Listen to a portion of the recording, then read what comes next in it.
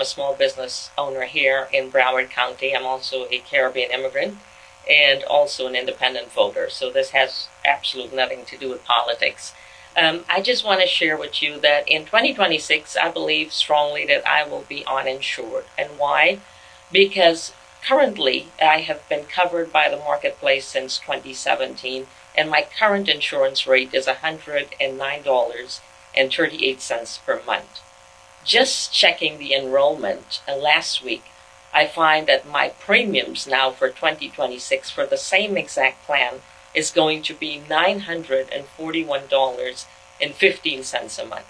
That's almost $12,000 a year. It's definitely more than my mortgage, and it's something that I can ill afford at this point. At this point, I think it's cheaper for me to go to the Caribbean and get my preventative care there and come back to the U.S. Sad, because this is really one of the richest countries in the world, we're told. And we find billions to give to everybody else in the world, bail countries out. But we can't insure our own people here, U.S. citizens who are part of this country. As my grandmother would say, this is absolute wickedness.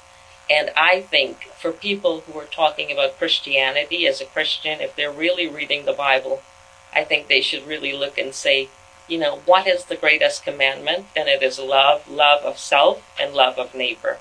So that is something I'd like Republicans to actually think about, including the president, who is such a big, great negotiator, because come December 31st at midnight, I'm going from Obamacare to the Trump does not care policy. And that is something that really upsets me.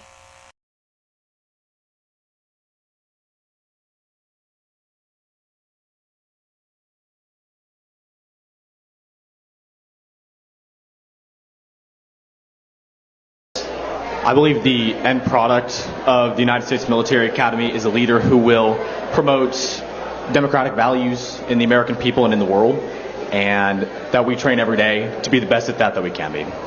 Nothing could be more important, in my opinion. Not just to honor Tony in this new bipartisan legislation I'm introducing today, but to honor all veterans and all those who fight for others who served and who are serving. Report 3rd District and across the country.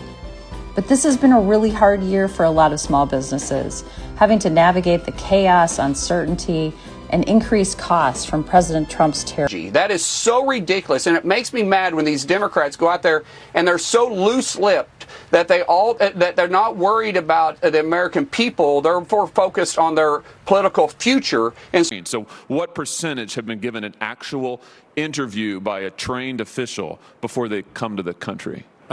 When you're speaking of a full refugee-like interview, I don't have that data.